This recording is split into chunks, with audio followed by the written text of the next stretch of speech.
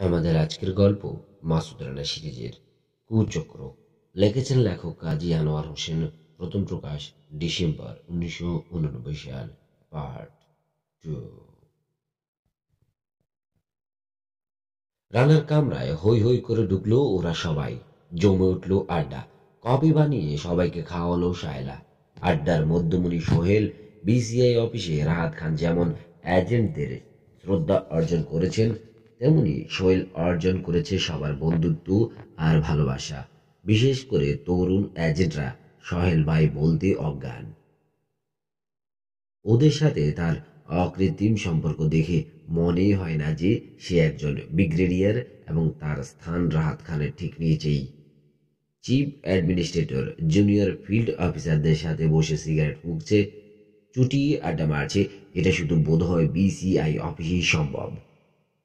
ছদ্মবেশ নেওয়ার প্রসঙ্গ ধরেই সোহেল বলল, একবার হলো কি, ইসরায়েলি ইন্টেলিজেন্স হেডকোয়ার্টারে জোর গুজব ছড়িয়ে পড়ল রাহাত খান মারা গেছেন। সাথে সাথে বিসিআই এর উপর চরম একটা আঘাত হানার জন্য ব্যাপক একটা পরিকল্পনা তৈরি করে ওরা। আমরা খবরটা পাই, মিটিংয়ে বসে ঠিক করি বস বেঁচে আছেন দেখবার জন্য তাকে লোকজনের সামনে বের করতে হবে, কিন্তু বস তো তখন হাসপাতালে আজরায়েলের সাথে লড়ছেন। ঘটনাটা তোর মনে পড়ে রানা? মাথা ঝাঁকালো রানা। আড্ডার সময় চিরকালের অভ্যেস, টেবিলের উপর পা তুলে দেয় ও, কিন্তু আজ পা না তুলে নতুন ছেলে মেয়েদেরকে বসার সুযোগ করে দিয়েছে। সোহেল আর জাহিদ বসেছে টেবিলের সামনের দুটো চেয়ারে। চেয়ার দুটোর হাতল দখল করেছে আনিস আর রাশেদ। বাকি সবাই টেবিলের কোণ আর কিনারা দখল করেছে। শায়লা বসেছে রানার চেয়ারের একটা হাতলে, অপর হাতলের দিকে কাত হয়ে আছে রানা। একের পর এক সিগারেট ফুঁকছে ও। 6 বছর আগের ঘটনা। মোসার্ডের এক এজেন্ট গুলি করেছিল বসকে, গুরুতর আহত হয়েছিলেন। হ্যাঁ, বলল সোহেল। তো আর কোনো উপায় না দেখে আমাদের মধ্যে থেকে একজনকে রাহাত খানে সাজিয়ে। কাকে সেটা বল। অধৈর্য জাহিদ চেঁচিয়ে উঠল। কাকে আবার, বলল রানা। বসের মতো দৈহিক গড়ন আমাদের মধ্যে তো একজনেরই আছে, বিশেষ করে ব্যাক সাইডটা। দেখ রানা, ভালো হবে না বলে দিচ্ছি। মার মুখ হলো জাহিদ। সবাই দেখো, নিজেই কেমন নিজের পরিচয় তুলে ধরছে বলে হো হো করে হেসে উঠল রানা। ওর হাসি থামতেই প্রসঙ্গ সম্পূর্ণ অন্যদিকে মোড় নিল।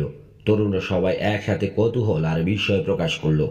চারদিক থেকে ছুটে এলো অসংখ্য প্রশ্ন। গুলি করা হয়েছিল বসকে? কোথায় লেগেছিল বুলেট? রাহাত খান মারা গেছেন, শুধু এই গুজবটা শুনেই মোসার্ডের সাহস রাতারাতি বেড়ে গেল। রাহাত খান তাহলে কি? কোন দৃষ্টিতে দেখা হয় তাকে? শত্রুরা তাকে এতটা গুরুত্ব কেন দেয়? উনি আমাদের মাথার মুকুট, মৃদু কণ্ঠে বলল রানা। আমাদের সমস্ত প্রেরণা আর সাহসের উৎস। একটু বিরতি নিল রানা, যেন কথাগুলো মনে মনে গুছিয়ে নিয়েছে। ঘরের ভেতর কোনো শব্দ নেই, কেউ নড়ছে না। অপলক তাকিয়ে আছে সবাই ওর দিকে। পুরানো এজেন্টদের চেহারায় শান্ত সমাহিত একটা ভাব, যেন যোগ্য মুখপাত্রের উপর দলীয় ম্যানিফেস্টো ঘোষণার দায়িত্ব দিয়ে নিশ্চিন্ত মনে বসে আছে তারা। আর নতুনরা ঠিক যেন একদল ক্ষুধার্ত সাংবাদিক, গোগ্রাচে গেলার জন্য উন্মুখ। রানা বলে গেল, কিন্তু গুণকীর্তন নয়, স্রেফ চরিত্র চিত্রণ, যা বাস্তব সত্য তারই নির্ভেজাল বর্ণনা। শুধু মোসাড কেন, কেজিবি আর সিআইএও তো সমীহ করে আমাদের শিবকে। তার কারণও আছে। বাংলাদেশ গরিব দেশ, অনেক দিক থেকে পিছিয়ে আছি আমরা, কিন্তু অ্যাসপিওনার জগতে আমাদের কৃতিত্ব তাক লাগানোর মতো। বলতে পারো এই সাফল্য কিভাবে আমরা অর্জন করলাম? সমস্ত কিছুর পেছনেই তো তার একক অবদান রয়েছে। তিনি যে শুধু বিসিআই এর প্রতিষ্ঠাতা তাই নয়, তার অভিজ্ঞতা আর যোগাযোগগুলো স্মরণ করো। দ্বিতীয় বিশ্বযুদ্ধে মিত্রপক্ষের হয়ে লড়েছেন তিনি। সারা বিশ্ব আজ সারা সমর বিশারদ। এককালে তারা তার বন্ধু ছিলেন। সে বন্ধুত্ব এখনো নষ্ট হয়নি। বহু দেশের প্রেসিডেন্ট বা প্রধানমন্ত্রী কলেজ ইউনিভার্সিটিতে তার সহপাঠী ছিলেন। যারা তাকে ব্যক্তিগতভাবে চেনেন তারা তার মেধা আর ব্যক্তিত্ব সম্পর্কেও জানেন। অর্থবল কম, দক্ষ এজেন্টের অভাব, ট্রেনিং ফ্যাসিলিটি সীমিত, উপকরণ সামান্য, প্রকাশ্যে না হলেও গোপনে সবাই শত্রু বা প্রতিদ্বন্দ্বী। তারপরও বিসিআই এর সাফল্যের তালিকা সিআইএ বা কেজিবির চেয়ে ছোট নয়। সমস্ত কৃতিত্বই তো তার। কোনো সন্দেহ নেই, মাথা ঝাঁকিয়ে বলল রাশেদ। কিন্তু তার মানে কি দাঁড়ালো? বস ছাড়া বিসিআই ভেঙে যাবে? ব্যাপারটা যদি ওয়ান ম্যান শো হয় তাহলে তো। সাফল্য বয়ে এনেছি আমরা, আমরা এজেন্টরা, বলল রানা। কিন্তু আমাদেরকে হাতে কলমে শিখিয়েছেন কে? কে গাইড করেছেন, বুদ্ধি পরামর্শ দিয়েছেন? বৃদ্ধ ভদ্রলোক নিজে একজন স্পাই ছিলেন এবং আজও আছেন। সমস্ত কলা কৌশল তার জানা, তার সঞ্চয় তিনি মুক্ত হস্তে দান করেছেন আমাদেরকে। কাজেই ব্যাপারটা ওয়ান ম্যান শো নয়। তোমরা ভাবছো বস যখন থাকবেন না তখন কি হবে? কেন? মৃদু হাসল রানা। তিনি কি আমাদেরকে তার যোগ্য প্রতিনিধি হিসেবে গড়ে তোলেননি? একদিন না একদিন বসকে আমরা হারাবো, কিন্তু বিসিআই সগর্বে মাথা উঁচু করে থাকবে। রক্ত মাংসের আকৃতিতে তাজা বোমা তিনি রেখে যাবেন, তারাই। প্রসঙ্গের শাখা প্রশাখা গজালো। কে যেন রানার কথার মাঝখানে বলে উঠল, বোমাগুলো তার পোষা বেড়াল ছানা, ভাগের বাচ্চা। সন্তান সন্তান ফস করে বলে ফেলল জাহিদ। উনি আমাদেরকে নিজের ছেলের মতো ভালোবাসেন। একবার হয়েছে কি, অ্যাসাইনমেন্ট বুঝে নিতে গেছি, একটা জিনিস মাথায় ঠিকমতো ঢুকছে না, চোখ রাঙিয়ে এমন ভাগের মূর্তি ধারণ করলেন, কেঁদে তো ফেললামই, প্যান্ট ভিজে যাবার ব্যবস্থা হলো। সত্যি ঘটনা বলতে গিয়ে আড়ষ্ট হয়ে উঠল রাশেদের চেহারা। দুদিন পর শত্রুপক্ষের গুলি খেয়ে সোজা হাসপাতালে আমি। জ্ঞান ফিরল 48 ঘন্টা পর। চোখ মেলে দেখি কি, সেই ভাগ বসে আছে। আমার তো দফা সারা। ভাবলাম এই বুঝি মারবে। ওমা! বুড়ো আমার মাথায় হাত বুলিয়ে দেয় দেখছি। গলা বুঝে এলো রাশেদের। সবার বেলা তাই হয়, বলল রানা। আমরা সবাই মনে করি বস বোধ হয় আমাদেরকেই সবার চেয়ে বেশি ভালোবাসেন। আসলে কাউকে তিনি কারও চেয়ে কম ভালোবাসেন না। খুব যখন ধমক লাগান মনে মনে ক্ষেপে উঠি, কিন্তু জানি একমাত্র তারই অধিকার আছে আমাদেরকে শাসন করার। আমরা যখন বিপজ্জনক কোনো অ্যাসাইনমেন্ট মৃত্যুর সাথে পাঞ্জা লড়ি, সারা রাত নিজের ঘরে পায়চারি করেন উনি, ছটফট করেন একটা খবর পাওয়ার জন্যে। নিজেদের মধ্যে অনেক দিন পর রানাকে পেয়ে কাজে মন নেই কারো। তাছাড়া আলোচ্য সূচিতে ওদের প্রাণ প্রিয় রাহাত খান চলে আসায় কারোরই সময় জ্ঞান থাকলো না। অকস্মাৎ ঝড়ের বেগে ইলোরার আগমন না ঘটলে আজকের এই আড্ডা কখন শেষ হতো কেউ তা বলতে পারে না। ঘরে ঢুকেই ঠোঁটে একটা আঙ্গুল তুলল ইলোরা, ফিস ফিস করে বলল, এই চুপ চুপ। কেন, কি ব্যাপার? তার দেখা দেখি সহেল পিস পিস করে জিজ্ঞেস করলো। বস! সিঁড়ি বেয়ে 7 তলা থেকে ছুটে এসে হাঁপিয়ে গেছে ইলোরা। ডেস্কে মাথা রেখে কাঁদছেন বস। তোমাদের সব কথা শুনতে পাচ্ছেন তো?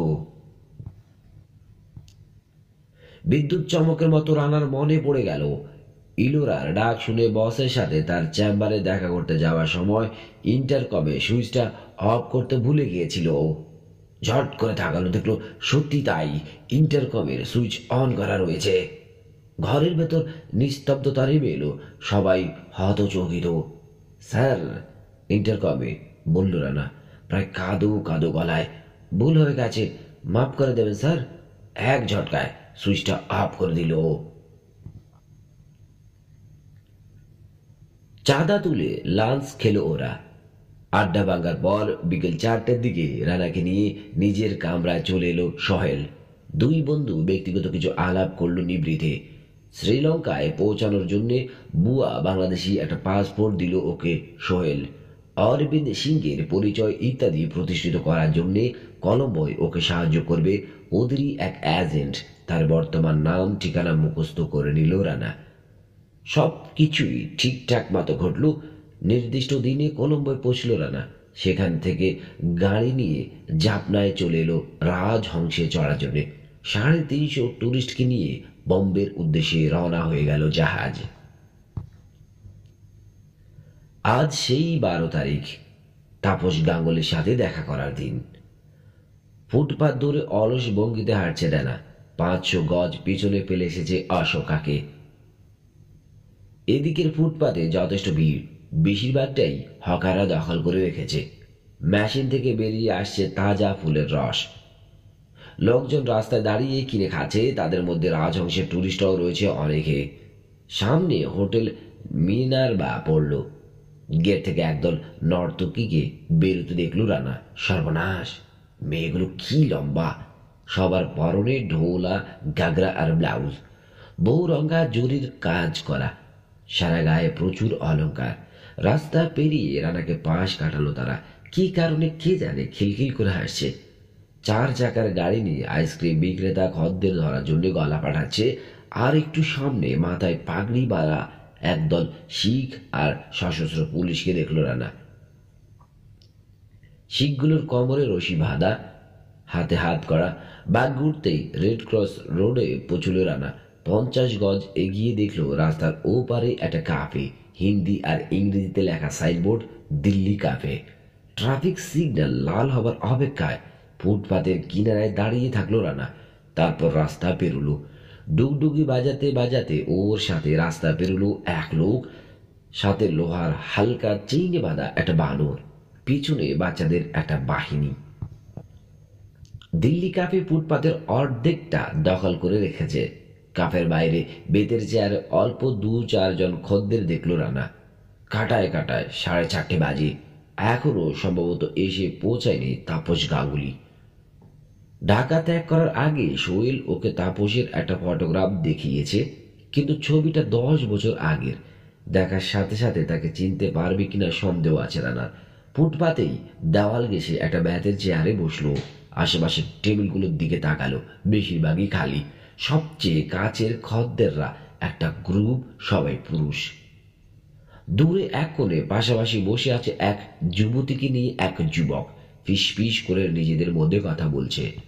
বড় একজন ওয়েটার এগিয়ে এলো, কপি চাইলো রানা। পকেট থেকে সিগারেট বের করে ধরালো। রাস্তার ওপারে একদল টুরিস্ট, 3টি মেয়েকে নিয়ে 2জন পুরুষ ফুটপাতে দাঁড়িয়ে কি যেন কেনাকাটা করছে। মনে হলো রাজহংসের আরোহী, কিন্তু দূরে বলে চেনে কিনা বুঝতে পারলো না। আজই ওদের দিল্লিতে শেষ দিন। বোম্বেতে ফেরার জন্য সন্ধ্যায় ট্রেন ধরতে হবে। কফি নিয়ে ফিরে এলো ওয়েটার। মানি ব্যাগ বের করে $1 দেখালো রানা লোকটাকে। জিজ্ঞেস করলো ভাঙানো যাবে কিনা। লোকটা ভাঙতি নিয়ে ফিরল। কফির দাম মিটিয়ে দিয়ে বাকি টাকা পকেটে বললো, তাড়াহুড়ো করে চলে যাওয়ার দরকার হলে বিল দেওয়ার সময় পাওয়া যাবে না। 5টা বাজতে 15 মিনিট বাকি। মোটা সোটা 2 বাচ্চাকে নিয়ে এক মহিলা একটা টেবিল দখল করলো। আরেক টেবিলে বুড়ো এক ভদ্রলোক তার স্ত্রীকে বসতে সাহায্য করছেন। প্রায় অচলই বলা যায় বুড়িকে, সম্ভবত বাতে। তাপস গাঙ্গুলির সাথে চেহারায় মিল আছে এমন কাউকে চারপাশে কোথাও দেখতে পাচ্ছে না রানা। তবে এখনই অস্থির হবার কোনো কারণ নেই। 5 মিনিট পর এক লোকের উপর চোখ পড়ল রানা। বেশ লম্বা, বয়স হবে 40-এর কাছাকাছি। শুধু জুলপি জোড়া পেকেছে, পরনে হালকা রঙের স্যুট, সাদা শার্ট। রাস্তা পেরোনোর জন্য দাঁড়িয়ে আছে ফুটপাতের কিনারায়, সরাসরি তাকিয়ে রয়েছে কাফের দিকে। কফির কাপে চুমুক দিল রানা। প্রায় ঠান্ডা হয়ে এসেছে। মুখ তুলে আকাশের দিকে তাকালো। চড়া বুকের ভেতর হৃদস্পন্দনের গতি বেড়ে গেল ওর। সজাগ 6ষ্ঠ ইন্দ্রিয় জানিয়ে দিল তাপস গাঙ্গুলি আসছে। রাস্তা পেরিয়ে সরাসরি কাপেতে ঢুকলো লোকটা। কাছাকাছি একটা টেবিলে বসলো। রানার দিকে প্রায় পিছন ফিরে ওয়েটার এলো, কপের অর্ডার দিল। লোকটা সিগারেট ধরালো। সে একটা ইংরেজি পত্রিকার ভাঁজ খুলে মেলে ধরলো চোখের সামনে। তার দিকে একবারও সরাসরি না তাকিয়ে আবার সিগারেট ধরালো রানা। লোকটা যদি PBA-20 হয়, ওয়েটার তার অর্ডার ডেলিভারি না দেওয়া পর্যন্ত কোনো ইঙ্গিত দেবে না।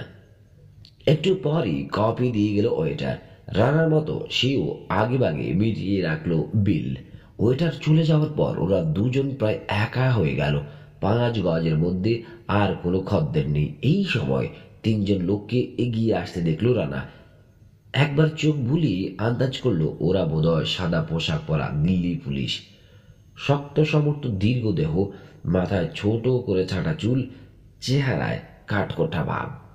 তবে রঙিন চাদোয়ার তলায় না বসে সরাসরি কারো দিকে না তাকিয়ে মূল কাফের ভেতর ঢুকে গেল তারা। ভেতর আর বাইরের অংশের মাঝখানে নিচু একটা পাঁচিল রয়েছে। ভেতরে কেউ দাঁড়ালে বাইরে কি ঘটছে দেখতে পাবে সে। পাঁচিলের মাঝখানে একটা দরজা, কাফের পাশে একটা সরু গলি, সেদিকের একটা দরজা দিয়েও ভেতরের অংশে ঢোকা যায়। লোকগুলো ভেতরে অদৃশ্য হওয়ার সাথে সাথে রানার সামনে খুব করে কাশল লোকটা। মুখের সামনে খবরের কাগজ তুলে সম্ভবত গলার আওয়াজ চাপা দেওয়ার জন্য নিচু গলায় কথা বলল সে। কোনো রকমে শুনতে পেল রানা। একসাথে হাঁটার একটু সময় হবে আপনার? বিশুদ্ধ বাংলায় জিজ্ঞেস করলো তাপস গাঙ্গুলি। সাংকেতিক প্রশ্ন। দুঃখিত, বলল রানা। তাকিয়ে আছে খালি কাপের ভেতর। ব্যস্ত আছি।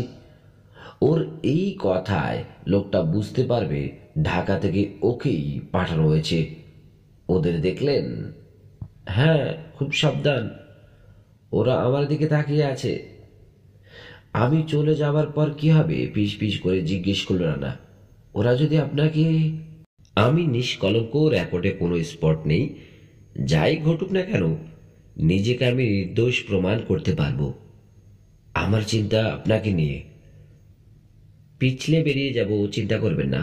শুনুন, আমার টেবিলে নয়, বাঁ দিকের টেবিলটার একটা সিগারেটের প্যাকেট রাখছি। ভেতরে মাইক্রোফিল্ম আছে। আমাকে পাশ কাটাবার সময় তুলে নেবেন ওটা। আমি আপনাকে খবরের কাগজ দিয়ে আড়াল করে রাখব।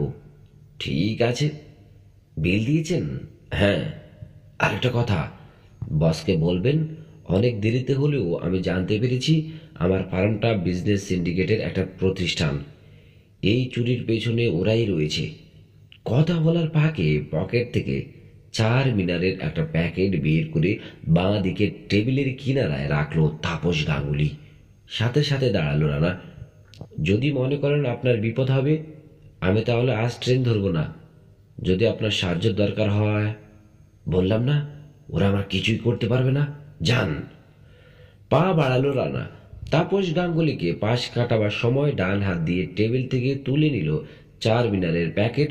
চট করে পকেটে ভরে ফেলল। গুড লাক, বিড়বিড় করে বলল। কোনো উত্তর এলো না। এই পর্যন্ত সব ভালো, কিন্তু টেবিল চেয়ারগুলোকে পাশ কাটিয়ে রানা ফুটপাতের কিনারায় বেরিয়ে আসতেই পেছনে ভারী জুতোর আওয়াজ পেল। মুহূর্তে সিদ্ধান্ত নিল রানা পেছন ফিরে তাকাবে না। ফুটপাত থেকে নেমে রাস্তা পেরোতে শুরু করেছে। একটা চেয়ার উল্টে পড়ার শব্দ হলো পিছনে। কর্কশ গলায় কে যেন কাকে কি বলছে। হাঁটার গতি স্লথ না করেই কাঁধের উপর দিয়ে চট করে একবার তাকালো রানা। আগের সেই 3 জন দীর্ঘদেহীকে দেখতে পেল। তাপস গাঙ্গুলিকে ছেঁকে ধরেছে। হিন্দি ভাষায় কি যেন বলছে তারা। 3 জনের একজন দল থেকে বেরিয়ে ছুটে এলো রাস্তার দিকে। সরাসরি রানার দিকে তাকিয়ে রয়েছে। হিন্দিতে ডাকলো লোকটা, ঠারো। ভাষাটা হিন্দি, কাজেই বুঝতে না পারার ভান করার সুযোগ রয়েছে রানার। রাস্তা পেরিয়ে ফুটপাতে উঠে পড়ল ও লোকটাও পিছু পিছু আসছে। একটা গাড়ির তলায় চাপা পড়তে যাচ্ছিল সে। লাফ দিয়ে উঠে পড়ল ফুটপাতে। রানার সামনে আর দুপাশে প্রচুর লোকের ভিড়। হকাররা চেঁচামেচি করছে। মানুষজনকে ধাক্কা দিয়ে হনহন করে এগোলো। বাঘ ঘুরে পেছনে ফেলে এলো রেড ক্রস রোড। খানিক সামনে রাজহংসের একদল টুরিস্ট আইসক্রিম খাচ্ছে। 4 চাকার গাড়ি থামিয়ে বেচাকেনায় ব্যস্ত বিরাট বপু বিক্রেতা। টুরিস্টদের কয়েকজনকে চিনতে পারল রানা। বেশিরভাগ ওরা নেপালি। সহাসে ওদের দলে বেড়ে গেল রানা। হ্যালো, কেমন? খাওয়া যায়? এদের অনেকের সাথে জাহাজের টেবিল টেনিস খেলেছে রানা। মেয়েগুলোর সাথে আড্ডা মেরেছে। লম্বা চিপচিপে একটা মেয়ে। রানার যেমন পছন্দ তার চেয়ে বয়স কিছুটা কম। ঊর্ধ্বে 18 কি 19 হবে। দেখতে ভারী সুন্দরী আর চটপটে। রানার বাহু আঁকড়ে বলল ইংরেজিতে, ওহ মিস্টার সিংহে, আপনাকে আমি খুঁজছিলাম। আমার একটা প্রশ্ন ছিল। প্রশ্নটা কি ছিল তার শোনা হলো না, কারণ ঠিক সেই মুহূর্তে সাদা পোশাক পরা পুলিশ লোকটা রাগে লাল চেহারা নিয়ে ওদের সামনে এসে দাঁড়ালো। রীতিমতো হাঁপাচ্ছে। চলো মেরে সাথ। রানার কাঁধে ভারী একটা হাত রেখে হিন্দিতে হুঙ্কার ছাড়ল সে। কি বলছো? বিহব্বল দৃষ্টিতে সঙ্গীতের দিকে ফিরে জিজ্ঞেস করলো রানা। ভান করলো কিছুই বুঝতে পারছে না। এক নেপালি যুবক অনুবাদ করলো কথাটা। উনি বলছেন ওর সাথে আপনাকে যেতে হবে। কে উনি মিস্টার সিংহে? যেতে বলছে? আকাশ থেকে পড়ল রানা। কোথায়, কেন? ওকে, তাই তো আমি জানি না। ঝাপটা দিয়ে লোকটার হাত কাঁধ থেকে নামিয়ে নিল। এবার পুলিশ লোকটা ওর কবজি চেপে ধরল। পুলিশ? প্রমাণ হলো রানার সন্দেহ মিথ্যে নয়। চলো মেরে সাথ। রাগে ফেটে পড়ার সময় হয়েছে। এক ঝটকায় হাতটা ছাড়িয়ে নিয়ে পকেট থেকে সবুজ একটা কার্ড বের করলো রানা। ভারত সরকারের দেওয়া ট্রাভেল পারমিট ওটা। ট্যুরিস্টদের সবাইকে দেওয়া হয়েছে। কার্ডটা লোকটার নাকের সামনে নাড়ল ও। আমি স্বাধীন সার্বভৌম শ্রীলঙ্কার একজন সম্মানিত নাগরিক। আমাকে এভাবে অপমান করার অধিকার কারণেই ভারত সরকারের আতিথেয়তা সম্পর্কে রিপোর্ট করব আমি। নাতি দীর্ঘ একটা বক্তৃতা দিয়ে ফেল। ঘাবড়ানে কো কোই বাত নেই। সুর একটু বদলালো বটে, কিন্তু আবার রানার কাঁধে একটা হাত রাখলো পুলিশ লোকটা। थोड़ी समय के लिए पुलिस स्टेशन चलिए, कुछ बात पूछना है। অনুবাদ শোনার পর রানা বলল, ঘাবড়ানো উচিত তোমার, কারণ ভারত সরকারকে অপমান করছো তুমি। আবার হাতটা কাঁধ থেকে নামিয়ে দিল। ভালো চাও তো কেটে পড়ো, তা না হলে তোমার কপালে খারাপই আছে। ইতিমধ্যে লোকটাকে ঘিরে ফেলেছে নেপালি টুরিস্টদের দলটা। রানার পক্ষ নিয়ে সবাই চেঁচামেচি জুড়ে দিয়েছে। সবার হাতে এখনো আইসক্রিম রয়েছে, তবে খাওয়ার কথা মনে নেই কারো। দলের মধ্যে পোড়া এক মহিলা রাজহংসের এক আড্ডা রানাকে যিনি বাপ বলে সম্বোধন করেছিলেন, বীর ঠেলে লোকটার একেবারে সামনে চলে এলেন। তার হাবভাব দেখে মনে হলো হাতের আইসক্রিম যে কোনো মুহূর্তে লোকটার মুখের উপর ছুঁড়ে মারবেন। যে কোনো কারণেই হোক ভারতীয় পুলিশকে দু চোখে দেখতে পারেন না। আমরা টুরিস্ট, আমাদের দূতাবাসে অভিযোগ করব, তোমাদের সাংস্কৃতিক মন্ত্রীকে জানাবো। সুবিধে করতে না পেরে খেপে গেল পুলিশ লোকটা। श्रीलंकन हो और अंग्रेज हो, मेरे साथ जाना पड़ेगा तुमको। নেপালি যুবক কোমরে হাত দিয়ে সামনে বাড়ল। আগে তোমার পরিচয়পত্র দেখাও, তারপর ব্যাখ্যা করো কেন তুমি মিস্টার সিংহকে থানায় নিয়ে যেতে চাইছো।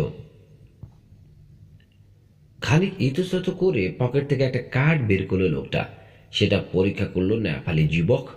উকি দিয়ে রানাও চোখ বুলালো। লোকটা পুলিশই, দিল্লি মেট্রোপলিটন পুলিশের একজন সার্জেন্ট। এবার বলুন মিস্টার সিংহের অপরাধ কি? কেন তাকে আপনি তার ইচ্ছার বিরুদ্ধে থানায় নিয়ে যেতে চাইছেন? জানতে চাইল নেপালি যুবক। সবাই মিলে ধরো ওকে, পরামর্শ দিলেন পোড়া মহিলা। হোটেলে নিয়ে গিয়ে কর্তৃপক্ষকে ডেকে বলি নিরীহ টুরিস্টদের উপর জুলুম করছিল। লোকজন উত্তেজিত হয়ে উঠছে বুঝতে পেরে লোকটা অন্য পথ ধরল। এই লোক রানার বুকের দিকে একটা আঙ্গুল তাক করে হিন্দিতে বলল সে, এক প্যাকেট সিগারেট নিয়ে এসেছে। সে যদি প্যাকেটটা ফেরত দেয় তাকে আর পুলিশ স্টেশনে যেতে হবে না।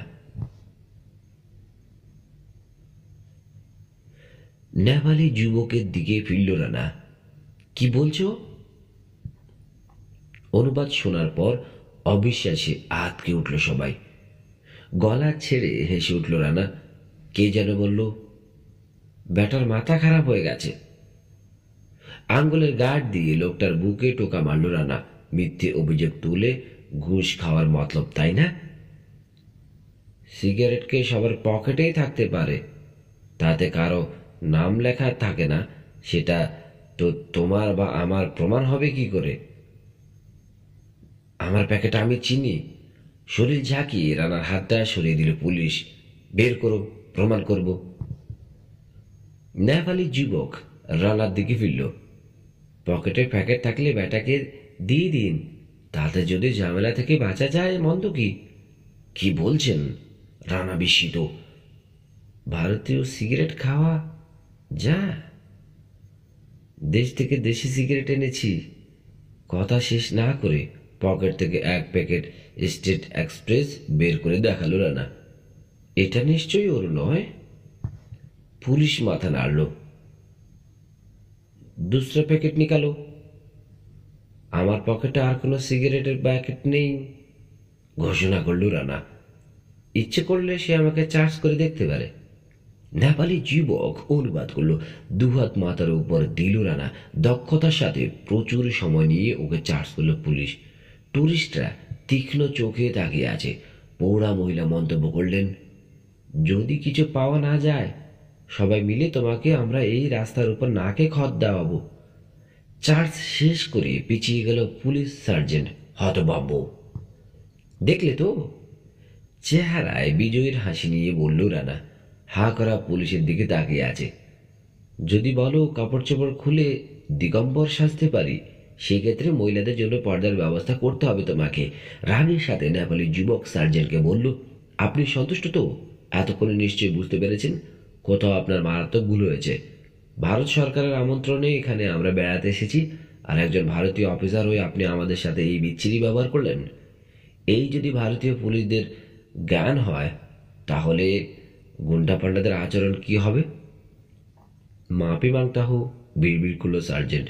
বিস্ময়ের ঘোর এখনো তার কাটেনি। ম্যা শর্মিন্দা হো। আর কখনো না জেনে শুনে এভাবে কোনো ভদ্রলোককে চ্যালেঞ্জ করো না, গম্ভীর সুরে উপদেশ খয়রাত করলো রানা।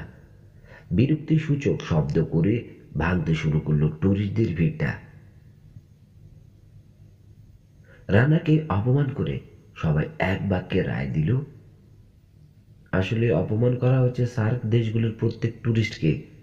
ভারত সরকার আর ভারতীয় পুলিশের সমালোচনায় সবাই মুখের হয়ে উঠলেও মনে মনে রানা জানে ঘটনাটার সাথে সরকার বা পুলিশ বিভাগের কোনো সম্পর্ক নেই, কারণ এই বিশেষ লোকটা কুখ্যাত এক কুচক্রের পক্ষ নিয়ে কাজ করছে। রানার হাত ধরে টান দিল কৈশোর থেকে সদ্য যৌবনে উত্তীর্ণা দীর্ঘাঙ্গী মেয়েটা। চলে আসুন মিস্টার সিংহে, দেখি কিভাবে ভাড়া দেয় আমাদের। বাকি সবাইও ফুটপাতে আইসক্রিমের ভেজা চিহ্ন রেখে ঘুরে দাঁড়ালো, হাঁটা ধরলো হোটেলের দিকে। একই জায়গায় আরো কিছুক্ষণ দাঁড়িয়ে থাকলো পুলিশ সার্জেন্ট। এক দৃষ্টে রানার দিকে তাকিয়ে আছে সে, বিড় করে কি যেন বলছে। তারপর হঠাৎ সেও ঘুরে দাঁড়ালো, হনহন করে এগুলো উল্টো দিকে। আরো লোক আনতে যাচ্ছে, মন্তব্য করলেন পোড়া মহিলা। রানার দিকে ফিরলেন তিনি। তুমি চিন্তা করো না বাপ, হোটেলে ফিরে কর্তৃপক্ষের কাছে রিপোর্ট করো। রানাকে টেনে নিয়ে চলল মেয়েটা। রানার বিপদ হলো তার নামটা স্মরণ করতে পারছে না। আমিও মেয়েটা ওর সাথে ঘনিষ্ঠ হবার চেষ্টা করেছি, কিন্তু বয়স কম বলে কৌশলে এড়িয়ে গেছে ও। পাখির মতো কিচির মিচির করছে সে। তার মা আর বাবাকে অরবিন্দ সিংহের গল্প শুনিয়েছে। তারা ওর সাথে আলাপ করার জন্য উদ্গ্রীব হয়ে অপেক্ষা করছেন। দাবায় অরবিন্দ সিংহে হারিয়ে দিয়েছে তাকে, এটা নাকি তারা বিশ্বাসই করতে চান না, কারণ স্বদেশে চলতি বছরই জাতীয় দাবা টুর্নামেন্টে চ্যাম্পিয়ন হয়েছে সে। হঠাৎ করে নামটা মনে পড়ল রানার। ধন্যবাদ সুবর্ণা, তুমি যথেষ্ট সাহায্য করেছ। ওমা, আমি আবার কি সাহায্য করলাম? হেসে প্রায় গড়িয়ে পড়ল সুবর্ণা পোখরেল। একে একে নেপালি যুবক, পোড়া মহিলা এবং অন্যান্য সবাইকে ধন্যবাদ জানালো রানা। ইতিমধ্যে হোটেলে মিনারবার সামনে চলে এসেছে ওরা। দলটা এখান থেকে কয়েক ভাগে ভাগ হয়ে গেল। অশোকা হোটেলে ফিরবে একা রানা, সুবর্ণা আর পৌর ঢুকবেন মিনারবায়। বাকি সবাই কাছাকাছি অন্যান্য হোটেলে। কারো হাতেই বেশি সময় নেই। ডিনার খাওয়ার পর সুটকেস গোছাতে হবে, গাড়ি ধরে পৌঁছতে হবে রেল স্টেশনে। আমার সুটকেস গোছানো শেষ, রানার কানে ফিস করল সুবর্ণা পোখরেল। যদি কিছু মনে না করেন, আপনার 5 তারায় আসতে পারি?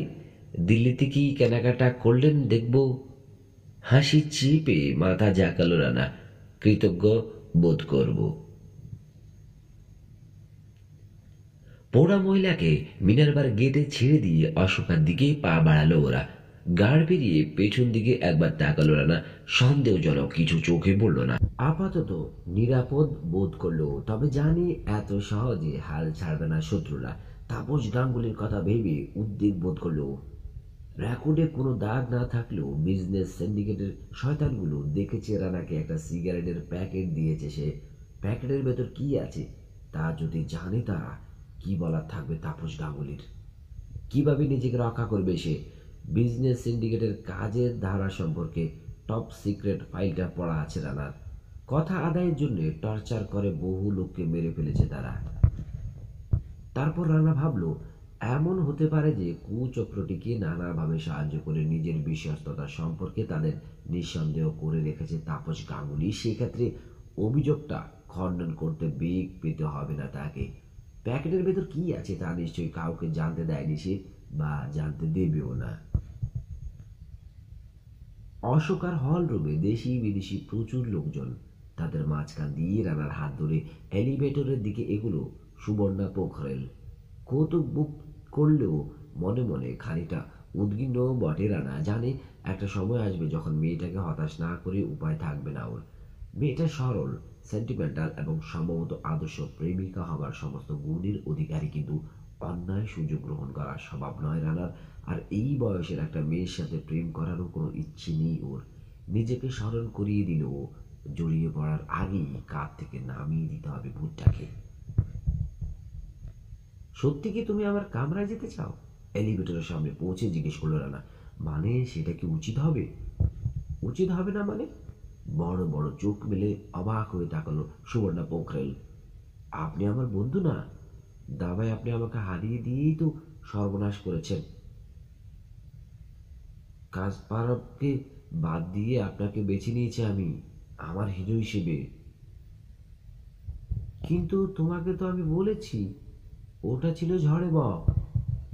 3 তলার ডেস্ক থেকে চাবি নিয়ে সিঁড়ি বেয়ে 4 তলায় উঠলো ওরা। সুবর্ণা জিজ্ঞেস করলো, কোনটা আপনার রাস্তা না? এই করিডোর ধরে 5 মাইল সামনে। অর্ধেকটা করিডোর পেরিয়ে রানার একটা কবজি চেপে ধরল সুবর্ণা। কেমন নির্জন না, আলো কম, আমার শীত করছে। বলো ভয় করছে? মোটেই না। সাথে সাথে প্রতিবাদ করল সুবর্ণা। আপনি সাথে থাকলে? কেন? এমন হতে পারে না আমি তোমার জন্য ভয়ের কারণ হয়ে উঠলাম। রানা গম্ভীর। কাউকে উপদেশ দেওয়া আমার স্বভাব নয়, তবু না বলে পারছি না। পা ফেলতে হয় একটু বুঝে সুঝে। কার সাথে যাচ্ছ, কোথায় যাচ্ছ, এসব আগেই ভাবতে হয়। ঠোঁট ফোলালো সুবর্ণা পোখরেল। ইঙ্গিতে কথা বললে খুব রাগ হয় আমার। তাছাড়া আপনি বলতে চাইছেন এখন আমি ছোট, কিন্তু তা আমি নই। কি থেকে কি হয় সব আমি বুঝি, জানি নিজের জন্য কোনটা ভালো। এই সময় পিপ পিপ শব্দ শোনা গেল। সাইকেল নিয়ে বাঘ ঘুরল বাচ্চাটা। রানাকে স্যালুট করে পাশ কাটালো। লাফ দিয়ে দেওয়ালের সাথে সেটে গেল রানা। একটা হাত কপালে উঠে গেছে। বললে বিশ্বাস করবে, ওই বয়সের একটা ছেলে আছে আমার। খিলখিল করে হেসে উঠল সুবর্ণা পোখরেল। রানাকে বিস্মিত করে বলল, নেই বলেই যোগটা করতে পারছেন মহাশয়। প্রসঙ্গ বদলালো সে। ছেলেটা সুন্দর তাই না? দেখে যা মনে হয় ওর বয়স তার চেয়ে অনেক বেশি, বলল রানা। অত্যন্ত প্রাচীন জ্ঞানী পুরুষে সত্যিকারের আনন্দের গোপন উৎস আবিষ্কার করে ফেলেছে। দরজা খুলে আলো জ্বাললো রানা। এসো। দৌড়গড়ায় দাঁড়িয়ে ইতস্তত করতে লাগলো সুবর্ণা পোখরেল। তারপর তর্জনী তুলে সাবধান করার ভঙ্গিতে বলল, ভুল বুঝবেন না মিস্টার, ভয় নয়, আমার লজ্জা করছে। চোখ বুঝে জিজ্ঞেস করলো রানা, এখনো? হুম বলে দুমদাম পায়ের আওয়াজ তুলল সুবর্ণা পোখরেল। রানাকে একরকম ধাক্কা দিয়ে ঢুকে পড়ল ভেতরে। ওমা, এ তো দেখছি রাজকীয় ব্যাপার সেবা। কামরা নয়, গোটা একটা সুইট। বিশাল এন্ট্রান্স হল, পিয়ানো, কালার টিভি আর সোফা সেট সহ সিটিং রুম। এক কোণে রাইটিং টেবিল, আরেক কোণে ছোট্ট বার। বড় একটা কামরায় 2টো বিছানা, 2জন শোয়। ছোট একটা কামরা, একটা বিছানা রানার জন্যে। ভারত সরকার মাথা পিছু সবাইকে একটা নির্দিষ্ট টাকার হোটেল ভাড়া দিয়েছে। কেউ কেউ সেই টাকার সাথে পকেটে কিছু যোগ করে নিজেদের পছন্দ মতো হোটেলে উঠেছে। রানার কামরায় ঢুকে এটা সেটা দেখছে সুবর্ণা পোখরেল। দরজাটা ঠেলে বন্ধ করে দিল রানা। ভালো কথা, তোমার নামের শেষাংশটা আমার ঠিক মনে নেই। পোখরেল কি জন্য যেন বিখ্যাত তুমি? ব্যাংক পড়ছেন না? হারিয়েও তৃপ্তি হয়নি? আপনি সত্যি নিষ্ঠুর। চোখ নামিয়ে নিল সুবর্ণা। রানা ভেবেছিল রেগে উঠবে মেয়েটা, কিন্তু তার চোখ ছল ছল করে উঠল দেখে অবাক হলো। অবশ্য মেয়েটার কাছাকাছি যাওয়ার সুযোগ খুঁজছিল, সেটা পেয়েই খুশি ও। এগিয়ে এসে সুবর্ণার কাঁধে একটা হাত রাখলো, বলল, ধ্যাত, আমি তো ঠাট্টা করছিলাম, অমনি মন খারাপ হয়ে গেল। হঠাৎ কি হলো? রানাকে প্রায় জড়িয়ে ধরে থরথর করে কেঁপে উঠল মেয়েটা। রানার গায়ে হেলা দিয়ে নেতিয়ে পড়ার ভঙ্গিতে মাথা রাখলো বুকে। অরবিন্দ, বিড় করলো সে, অরবিন্দ সিংহে, আপনাকে আমার এত ভালো লাগে? রানার ঠোঁটের কাছে মুখ তুলল সে। পায়ের পাতায় ভর দিয়ে উঁচু হচ্ছে। কাজের কাজ কিছুই হলো না। নিজেকে প্রায় জোর করে ছাড়িয়ে নিয়ে ছিটকে দূরে সরে এলো রানা। তুমি ছেলে মানুষ সুবর্ণা, আমি ঠিকই বলেছিলাম। কোথায় পা ফেলছো জানো না? সুবর্ণার চেহারায় ভয়, চোখে স্বতন্ত্র ভাব। আপনি আমাকে আপনি আমা না সুবর্ণা, আমি কিছু মনে করিনি। কেন কিছু মনে করব? বুঝতেই তো পারছি তুমি অত্যন্ত সরল, কিন্তু ভেবে দেখো, এখনো তুমি ছেলে মানুষ। আমরা বড়জোর বন্ধু হতে পারি, তার বেশি কিছু না। মাথা নিচু করে যা 10 সেকেন্ড দাঁড়িয়ে থাকলো মেয়েটা, তারপর মৃদু কণ্ঠে বলল, এখানে আমার আসা উচিত হয়নি। রানা কোনো মন্তব্য করল না। স্যুট পরে আছে সুবর্ণা পোখরেল। পকেটে হাত ভরে বলল, এটা বোধ হয় ফেরত চাইবেন আপনি। 4 মিনারের প্যাকেটটা বের করে দেখালো সে। হেসে উঠল রানা। ও ভেবেছিল যেভাবে মেয়েটার পকেট ওটা ফেলেছে সেভাবেই বের করে নেবে, মেয়েটাকে কিছু জানতে না দিয়ে। কিন্তু সেই সুযোগ আর পেল কই? কখন বুঝতে পারলে ওটা তোমার কাছে রয়েছে? এলিভেটরে চড়ার পর, পকেটে হাত ভরার সময়। ব্যাপারটা কি? পুলিশটা তাহলে মিছিমিছি অভিযোগ করেনি। ধন্যবাদ সুবর্ণা। তার হাত থেকে প্যাকেটটা তুলে নিল রানা। চোখে সন্দেহ নিয়ে তাকালো মেয়েটা। কোনো ব্যাখ্যা দেবেন না, নাকি চান আপনাকে আমি চোর বলেই জানি? রানা হাসল না। কেউ কিছু দিলেই আমি যে নেই না, তা সে যতই দুর্লভ বা লোভনীয় হোক, সে অভিজ্ঞতা কি ইতিমধ্যে হয়নি তোমার সুবর্ণা? এক দৃষ্টি রানার দিকে তাকিয়ে থাকলো মেয়েটা, তারপর ধীরে ধীরে মাথা ঝাঁকালো। ঠিক তো, তবে হয়েছে। তিক্ত বলে ভাবছ? সেজন্য সত্যি আমি দুঃখিত, বলল রানা। কিন্তু যে অভিজ্ঞতা হয়েছে, তারপর তুমি আমাকে চোর বলে ভাবতে পারো? আবার সময় নিয়ে ভাবলো মেয়েটা, তারপর মাথা নাড়ল। তবু গোটা ব্যাপারটা একটা ব্যাখ্যা না থেকে পারে না? ব্যাখ্যা একটা আছে বই কি, কিন্তু সেটা জানলে তোমার বিপদ হতে পারে। শুধু যেন আমি কোনো অন্যায় করছি না, এর সাথে আমার দেশের ন্যায্য স্বার্থ জড়িত। তুমি যদি এই ব্যাপারে আর কোনো প্রশ্ন না করো এবং কাউকে কিছু না বলো, আমি সত্যি কৃতজ্ঞ বোধ করব। কেন? আপনি আমাকে ছেলে মানুষ আখ্যা দিয়ে দূরে সরিয়ে রাখতে চান? কেন আপনাকে আমার রহস্যময় বলে মনে হয়েছে? সব প্রশ্নের উত্তর পরিষ্কার হয়ে আসছে। হ্যালো জেমস বন্ড, বিদ্রুপাত্মক কণ্ঠস্বর। অপ্রস্তুত বোধ করল রানা। অসহায় ভঙ্গিতে কাজ ঝাঁকালো। এবার আমাকে যেতে হয়, বলল সুবর্ণা। তাকে দরজা পর্যন্ত পৌঁছে দিল রানা। আমি যদি আপনার প্রেমে নাও পড়ে থাকি, ফিসফিস করে বলল মেয়েটা, আপনাকে আমি কোনোদিন ভুলব না। বলে আর দাঁড়ালো না, হনহন করে করিডোর ধরে হাঁটতে শুরু করলো। কাঁধ আর ঘাড় আড়ষ্ট হয়ে আছে। তার দীর্ঘ একহারা শরীরটার দিকে তাকিয়ে থাকলো রানা। দূরে কোথাও করুণ সুরে বেহালা বাজছে। বিষণ্ণ হয়ে উঠল মনটা। নিজের কামরায় ফিরে এসে দরজায় তালা লাগালো রানা। গা থেকে কোট খুলে পকেট থেকে বের করলো 4 মিনারের প্যাকেট। কোটটা ছুড়ে দিল বিছানার উপর। প্যাকেট খুলে ভেতর থেকে 10টা সিগারেট বের করলো। একটা সিগারেটের ভেতর তামাক মাত্র অর্ধেক, বাকি অংশে পাওয়া গেল কালো রঙের একটা জিনিস। 16 মিলিমিটারের একটা ফিল্ম, রোল করা। আয়নার সামনে দাঁড়িয়ে টাইটা খুলল রানা, আবার সেটা শক্ত করে বাঁধল। নটের ভেতর ফিল্মের রোলটা ভরে নিয়েছে। এর মধ্যে ঝুঁকি আছে, নট শক্ত না হলে রোলটা খসে পড়বে। সাবধানের মার নেই ভেবে নটের নিচে খানিকটা সুতি উল ভরল, তারপর পরীক্ষা করলো নটটা। আপাতত এতেই কাজ চালাতে হবে, অন্তত জাহাজে না ওঠা পর্যন্ত আরও নিরাপদ কিছু করা সম্ভব নয়। যতই ঝুঁকি থাক নিজের সাথেই রাখতে হবে মাইক্রোফিল্মটা। সুটকেস গোছগাছ করে নিল রানা, তালা লাগালো, ভারতীয় পর্যটন সংস্থার দেওয়া লেবেল লাগালো গায়ে, কোটটা হাতের ভাঁজে নিয়ে নেমে এলো ডাইনিং রুমে। 6টার সময় ডিনার। নতুন দিল্লি রেল স্টেশন থেকে ট্রেন ছাড়বে 8টায়। করিডোরের শেষ মাথায় দৈত্যাকার লোকটাকে দেখে একটুও অবাক হলো না রানা, বরং না দেখলেই বিস্মিত হতো। একটা জানালার সামনে মূর্তির মতো দাঁড়িয়ে আছে সে। রানাকে আসতে দেখেও গাড় ফেরালো না। সিঁড়ি বেয়ে নামার সময় গাড়ির কাছে সরসর করলো চুল, কিন্তু পিছন ফিরে তাকানোর ইচ্ছেটাকে দমন করলো রানা। দরকার নেই, জানে লোকটা ভারতীয় এবং ওর ওপর নজর রাখার জন্যই ওখানে দাঁড়িয়ে আছে। ট্রেনে উঠতে পারলেই যে রেহাই পাওয়া যাবে তা নয়, জাহাজ পর্যন্ত পিছু নেবে ওরা, এমনকি শ্রীলঙ্কা পর্যন্ত যেতে পারে। জিনিসটা রানার কাছ থেকে কেড়ে নেওয়ার চেষ্টা করবেই ওরা। বাস আর মোটর কারের বিরাট একটা শোভাযাত্রা এসে পৌঁছল রেল স্টেশনের সামনে। স্টেশনের একটা অংশ ট্যুরিস্টদের জন্য ছেড়ে দেওয়া হয়েছে। প্ল্যাটফর্মে নতুন রং করা ট্রেনটা শুধু তাদেরই জন্য অপেক্ষা করছে। মুখে সিগারেট, একটা হাত ট্রাউজারের পকেটে, কাঁধে ক্যামেরা, আনন্দমুখর মিছিলের সাথে এগিয়ে চলেছে মাসুদ রানাও। অশোকা হোটেলের করিডোরে দাঁড়িয়ে থাকা দৈত্যটাকে দ্বিতীয়বার আর দেখেনি বটেই, কিন্তু তার বদলে স্টেশনের উদ্দেশ্যে রওনা হবার মুহূর্তে দুজন ভারতীয় জুটে গেছে কপালে। নাম করা হিন্দি ও ইংরেজি দুটো দৈনিক পত্রিকার জার্নালিস্ট তারা। পরিচয় করিয়ে দিয়েছেন জয়া মালহোত্রা। এই মুহূর্তে রানার ঠিক পেছনে রয়েছে দুজন।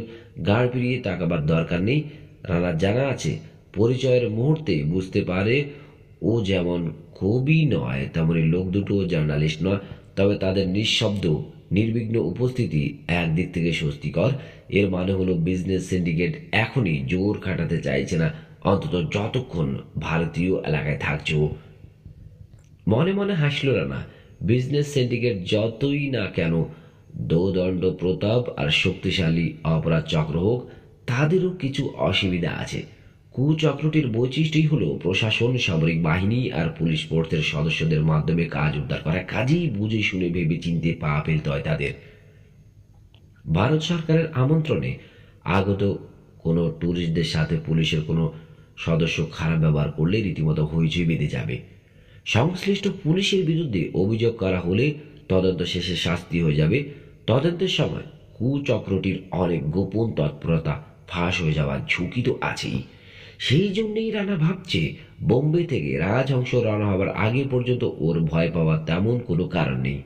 বম্বে থেকে জাফনার যাবার পথেও ওকে হয়তো বিরক্ত করা হবে না, তবে জাহাজ থেকে জাফনার নামার পর কি ঘটবে বলা মুশকিল। স্বভাবতই ইতিমধ্যে বেপরোয়া হয়ে উঠবে শত্রুপক্ষ। শিকার হাতছাড়া হয়ে যাওয়ার আগেই একটা কিছু করতে চাইবে। হ্যালো সিংহি। সিংহলি অধ্যাপক হরিশ্রেষ্ঠর সাথে কর্মোদ্যানের জন্য থামতে হলো রানাকে। জাফনা থেকে আসার পথে জাহাজে একই কেবিনে ছিল ওরা। বোম্বেতে পৌঁছানোর পর দুজনই দুই আলাদা গ্রুপে চলে যায়। তারপর কদিন আর দেখা হয়নি। হ্যালো শ্রীবাস্তব। শিব শ্রীবাস্তব, নেপালি স্পোর্টসম্যান, ওদের কেবিনের তৃতীয় সঙ্গী। হরিশ্রেষ্ঠর সাথে 1 মিনিট গল্প করল রানা। কাছাকাছি ভারতীয় এক যুবতীকে প্রায় কেঁদে ফেলতে দেখলো। সুটাম স্বাস্থ্য এক পাকিস্তানি যুবকের হাতটা শক্ত করে ধরে আছে সে। বিদায়ের মুহূর্তে দুজনেরই মন বিষণ্ণ। ইউনিফর্ম পরা কয়েকজন পুলিশ থমথমে চেহারা নিয়ে দৃশ্যটা অবলোকন করছে। রানা আর হরিশ্রেষ্ঠ পরস্পরের টিকিট মিলিয়ে দেখল। দুজনকে দুটো আলাদা কম্পার্টমেন্ট উঠতে হবে। বিদায় নিয়ে 7 নম্বরে উঠে এলো রানা। 8 নম্বর কাউসটা দখল করলো। সংক্ষিপ্ত কুশলাদি বিনিময় করলো ভ্রমণ সঙ্গীদের সাথে। একজন পুরুষ, দুটো মেয়ে। তারপর নিজের সুটকেসের খোঁজ করলো। খুঁজে না পেয়ে সঙ্গীদের জিজ্ঞেস করলো, আপনাদের লাগেজ পৌঁছেছে? হ্যাঁ, একযোগে বলল সবাই। পুরুষ সঙ্গী জানালো, এসে দেখি আগেই পৌঁছে গেছে, কিন্তু আমারটা পৌঁছায়নি। করিডোরে বেরিয়ে এসে অ্যাটেন্ডেন্টের সাথে কথা বলল না। নীল জ্যাকেট পরা হাসি খুশি এক লোক বোম্বে থেকে আসার পথেও তাকে দেখেছে ও।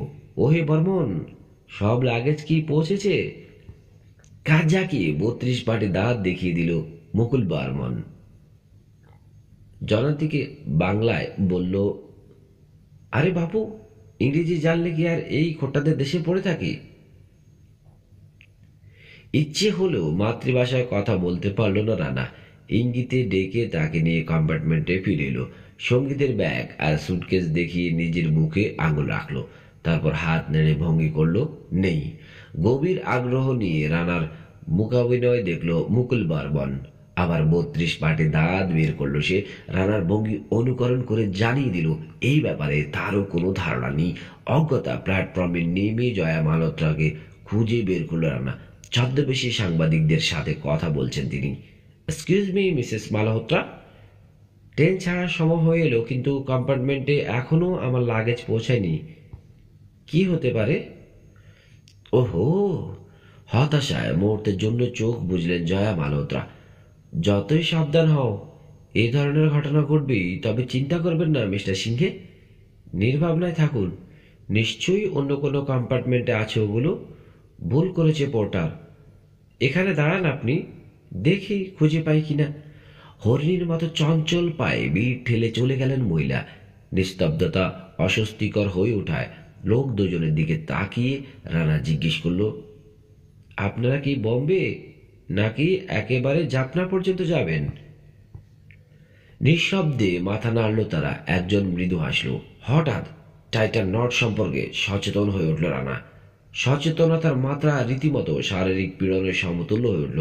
ব্যাপারটা হয়তো কল্পনা, কিন্তু ওর মনে হলো লোক দুজন সরাসরি ওটার দিকে তাকিয়ে আছে। এক্সকিউজ মি বলে ঘুরে দাঁড়ালো, হেঁটে ফিরে এলো নিজের কম্পার্টমেন্টে। জয়া মালহোত্রা ফিরে এসে কি বলবেন আন্দাজ করতে পারছে ও। লাগেজ ফিরে পাবে বটে, কিন্তু আজ রাতে অবশ্য নয়। একবার কিছু হারিয়ে গেলে খুঁজে বের করতে তো সময় লাগে। যথাসময়ে রওনা হয়ে গেল ট্রেন। দিল্লি ছাড়বার আগেই ওর কম্পার্টমেন্টে হাজির হয়ে ক্ষমা প্রার্থনা করলেন জয়া মালহোত্রা।